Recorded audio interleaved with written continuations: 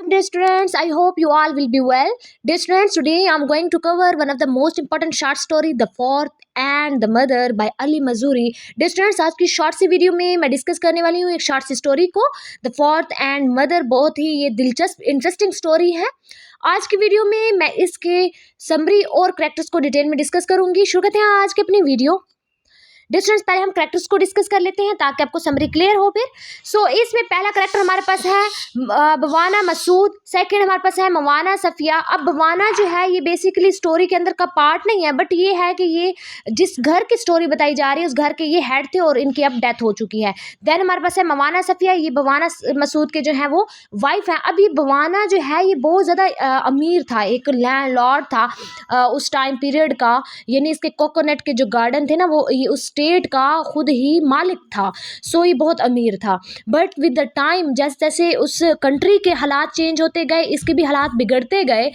यानी वहाँ पर जो सर्वेंट्स थे उनको यानी फ्रीडम दे दिया गया, फ्री कर दिया गया कीनिया में. इससे ये हुआ कि इसके अपने ही जो सोशल सर्कल था वो बहुत ज़्यादा गिर गया था बवाना मसूद का, और ये बहुत ज़्यादा गरीब हो गए थे और बहुत ज़्यादा जो है वो फिर स्लम्स के अंदर जाके ये रहना इन्होंने स्टार्ट कर दिया.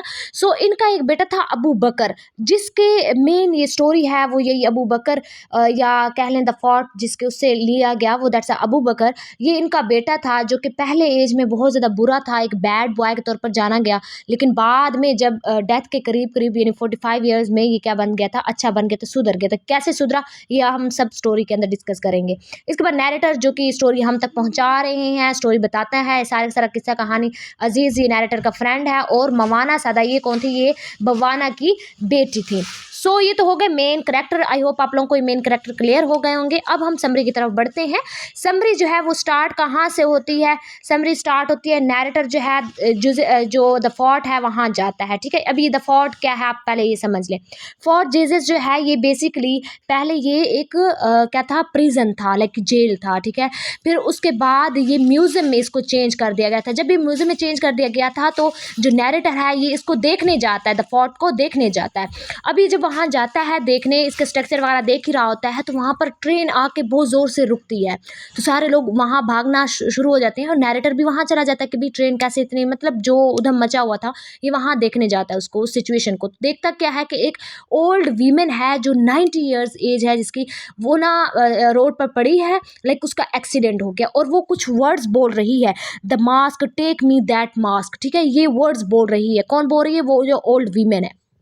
ये कहते हैं कि कोई भी वो बात समझ नहीं पाता कि वो क्या कहना चाह रही है. इसके बाद ना उस ओल्ड वीमेन की ना डेथ हो जाती है. अब नैरेटर जो है और इसका फ्रेंड अजीज़ जो है ये पुलिस को सारा कुछ बताते हैं कि वो ओल्ड वीमेन क्या कह रहे थे. ये लाइन बोल रही थी, the mask take me that mask. अब पुलिस भी कश्मकश में थी कि भी वो किस चीज़ वो कहाँ से औरत आई, वो ये मास्क मतलब कौन से मस्जिद वो जाना चाह रही है. पुलिस भी इस बारे में बड़ी सस्पेक्ट में थी, लाइक उन्हें भी ये चीज़ पता नहीं थी.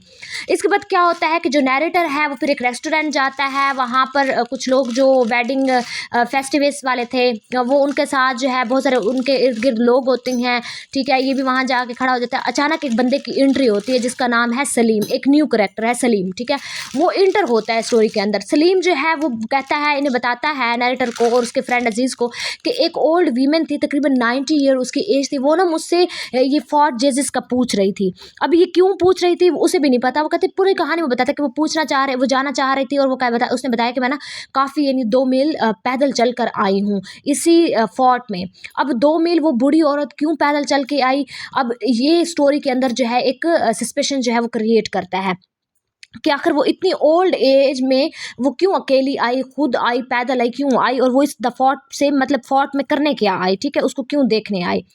वहाँ पर ना अब जो वो बूढ़ी औरत है उस बूढ़ी औरत के साथ ना एक तावीज़, उसे एक तावीज़ मिला. उस तावीज़ के ऊपर ना 2 वर्सेस थे. एक ना कुरानिक वर्सेस थी, एक वर्स के ऊपर ना लाइक एक उसके पास ना पोएटिक वर्स थी. ठीक है, एक कुरानिक वर्स थी उस तावीज़ पे लिखी हुई और एक ना इस तरह की वर्स थी, कोई पोएटिक वर्सेस थी, like oh climates of the world, you are welcome, I have found protections in the God of heaven. ठीक है, ये पोएटिक एक वर्स लिखी हुई थी उस तावीज़ के ऊपर जो उस बूढ़ी के हाथ पे बंधा हुआ था.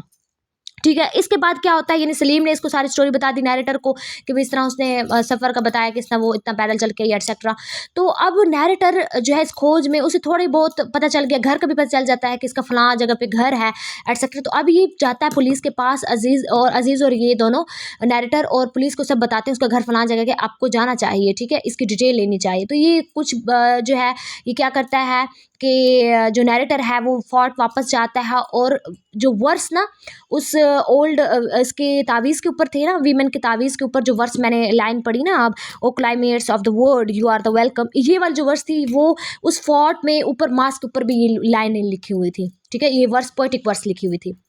अब ये क्या करता है, 2-3 दिनों के बाद जो है जो नैरेटर है वो इनके घर चला जाता है, ठीक है, कहाँ जाता है, इनके घर चला जाता है जहाँ पर ये लोग रहते हैं, यानी ये बूढ़ी रहती थी और इसकी बेटी का नाम क्या था, मवाना सादा, ठीक है। अब ये जाते, मवाना सादा क्या करती है, सारी सारी स्टोरी बताती है इस नैरेटर को कि आखिर मेरी माँ वहाँ क्यों जाती फोर्ट, और क्या क्या वो स्टोरी ये बताती है कि हम ना बड़े पहले अमीर होते थे, लैंडलॉर्ड थे, लेकिन उसके बाद जैसे जैसे सोसाइटल चेंज आता गया कंट्री के अंदर, इसी तरीके से हमारे हालात भी चेंज हो गए और हम बहुत ज़्यादा गरीब हो गए, ठीक है। फिर हम स्लम्स में रहते गए, छोटी छोटी गलियों में रहने लग गए हम, तो सारी सिचुएशन। उसके बाद वो अबू बकर अपने भाई को बताते कि मेरे भाई वहाँ पैदा हुआ, ठीक है, स्लम्स के अंदर। उसके बाद जो है वो बड़ा बिगड़ गया था, बुरी सोबत में बैठता था। फिर उसके बाद जो है वो जेल चला गया किसी इसमें गलत काम के अंदर उसका भाई इन्वॉल्व था अबू बकर, और उसके बाद वो जेल चला गया। जेल जाने के बाद वो क्या था कि एक उसने वर्स पढ़ी, ठीक है, पोएटिक वर्स पढ़ी, और उस पोएटिक वर्स ने उसको इतना चेंज कर दिया कि वो कुरान पाक की तिलावत करता, एक कुरान पाक की वर्स था वो डेली पढ़ता, लाइक उसने नमाजें शुरू कर दी, लाइक उसकी पूरी होल लाइफ चेंज हो गई थी, ठीक है। इसके ये नहीं अबू बकर का बता रहे। फिर उसके बाद कहते हैं कि 1 साल बाद ना, जेल से आने के बाद वो इतनी चेंजेस के बाद ना उसे टीबी हो गई और मतलब वो मर गया, ठीक है, 1 साल बाद वो मारे, उसकी डेथ हो गई थी। इसके बाद अब नैरेटर को ये सारी स्टोरी किसने बताई, उसकी जो बहन थी, लाइक किसकी बहन, अबू बकर की जो बहन थी मवाना सादा, उसने सारी स्टोरी बताई। फिर उसके बाद नैरेटर वापस आ जाता है और म्यूजियम, लाइक वो जो म्यूजियम था फोर्ट था, वहाँ आकर उन लाइनों को दोबारा पढ़ता है और उसके डीप तक जाता है। और अब नैरेटर को बात क्लियर हो गई थी कि आखिर वो बूढ़ी यहाँ पर क्यों आई, ठीक है, उसके पीछे क्या वजह है, वो जो वर्स थी उसके ऊपर लिखी हुई, उस पोएटिक वर्स जो उसके तावीज़ के ऊपर लिखा हुआ था वो क्यों लिखा हुआ था, और उसके वजह क्या थी। रीज़न यही थी कि अबू बकर जो है वो उसी वर्स की वजह से, पोएटिक वर्स की वजह से उसकी पूरी लाइफ जो है वो चेंज हो गई थी, और वो अपने बेटे का जो है वो चेंज देखने के लिए कि भाई वो चेंज कैसे होता है उस वर्स को देखने के लिए वो इस फोर्ट आ रही थी, और उसका एक्सीडेंट हो गया, उसकी डेथ हो गई। सो डियर स्टूडेंट्स, ये थी एक शॉर्ट सी video about the mother and the fort. I hope आप लोगों को इस वीडियो से स्टोरी क्लियर हो गई होगी। Thank you for watching my video. अल्लाह हाफिज़।